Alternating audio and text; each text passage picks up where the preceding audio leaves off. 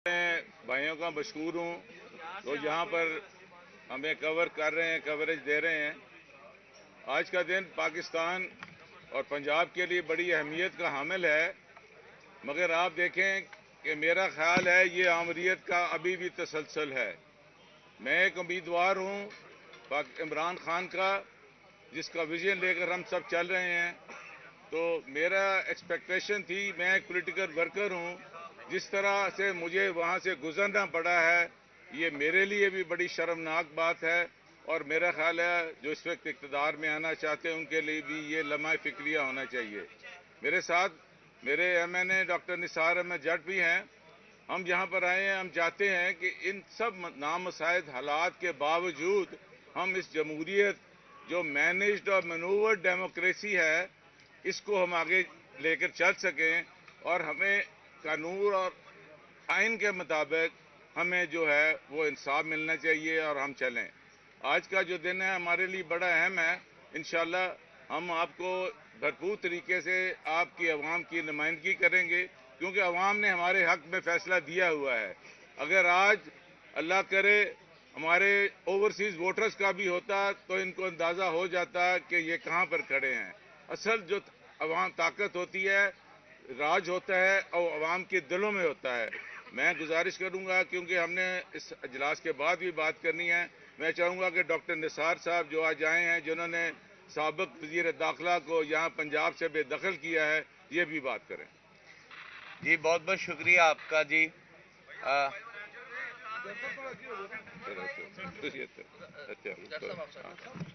जी बहुत बहुत शुक्रिया आप दोस्तों का। जब मैं यहाँ सुबह पहुँचा हूँ, और क्योंकि आपको मालूम है राना आफ्ताब अहमद खान साहब चीफ मिनिस्टर के जो है वो हमारी जमात की तरफ से उम्मीदवार हैं, और जब हम यहाँ पर पहुँचे हैं तो हमें अफसोस इस बात का हुआ है कि माल रोड पर ही हमें रोक लिया गया, और माल रोड से जो है वो एंट्रेंस जो है उन्होंने कहा जी आपने पैदल जा सकना है, आपकी गाड़ियां नहीं जा सकती। मतलब कि आप कि इस नैच तक पहुंच गए हैं, आप इतनी रुकावटें क्रिएट कर रहे हैं। इस तरह ईवान नहीं चलते। हम समझते हैं कि अगर आपने पंजाब के ईवान को आगे लेकर चलना है तो अपोजिशन आपका सबसे बड़ा सरमाया है। आपने अपोजिशन को साथ लेकर चलना है, और इंशाअल्लाह ताला हम जो अपोजिशन आएंगे और ये साबित करेंगे कि हम पंजाब और पाकिस्तान की बेहतरी के लिए काम करना चाहते हैं। हम किसी को खुला मैदान नहीं देंगे। हम इंशाअल्लाह ताला टफ मुकाबला करेंगे, इनका सामना करेंगे। और देखें आज के दिन पर मियां असलम इकबाल साहब को यहाँ होना चाहिए था, उन्हें नहीं आने दिया जा रहा। हमारे अरकान को नहीं आने दिया जा रहा। अहमद भट्टी साहब हैं उनको नहीं आने दिया जा रहा। इस तरह अगर आप हाउस चलाएंगे तो हाउस नहीं चलेगा। इंशाअल्लाह ताला आज के दिन पर हम सब इकट्ठे हुए, हम राना आफ्ताब अहमद खान साहब को सपोर्ट करने के लिए यहाँ पर आए हैं। इंशाअल्लाह ताला पंजाब की जो अपोजिशन होगी वो ये बात साबित करेगी कि पंजाब जो है वो अपोजिशन के सर पर इंशाअल्लाह आगे चलेगा। पंजाब के साथ साथ मरकज में सदर को प्रेसिडेंट को तनकीद की जा रही है कि उन्होंने अभी तक कौमी असम्बली का इजलास नहीं बुलाया। जो उसमें बात यह है कि सदर एक आइनी ओहदा है, वो किसी पार्टी का नहीं होता है। उन्होंने कानून और ज़ाब्ते के मुताबिक कहा है कि जब तक ये हाउस मुकम्मल नहीं होता ये चलता नहीं है। यही मेरा पॉइंट ऑफ ऑर्डर पहले दिन पे था कि अगर ये हाउस मुकम्मल नहीं है, आप इसी पे ले लें कि अगर कोई मेंबर रिजर्व सीट्स में आके कह देता है कि मैं तो उम्मीदवार था, तो आपने कैसे ये कर लिया है, तो सारा जो है ना अंडर प्रोटेस्ट हमने ये इसमें शामिल हुए हैं। और ये I think we'll have to go to the court of law also for dispensation of justice और इसको लीगल करने के लिए। साहब ने कहा अपोजिशन के साथ जो है एक रिलेशन का और उसके बगैर काम नहीं चलता। तो पहले भी तो मरकज और पंजाब में आप अपोजिशन के बगैर चलाते रहे हैं और रिलेशन सियासी इंतकाम भी हुआ, तो उस पर आप फ्यूचर में क्या नहीं, देखें सियासी इंतकाम ख़त्म होना चाहिए। ये डॉक्टर साहब तो नहीं बता सकते थे जिन नामसाइद हालात में इन्होंने इलेक्शन लड़ा है कि इन पर हर रोज़ नया मुकदमा किया जाता था।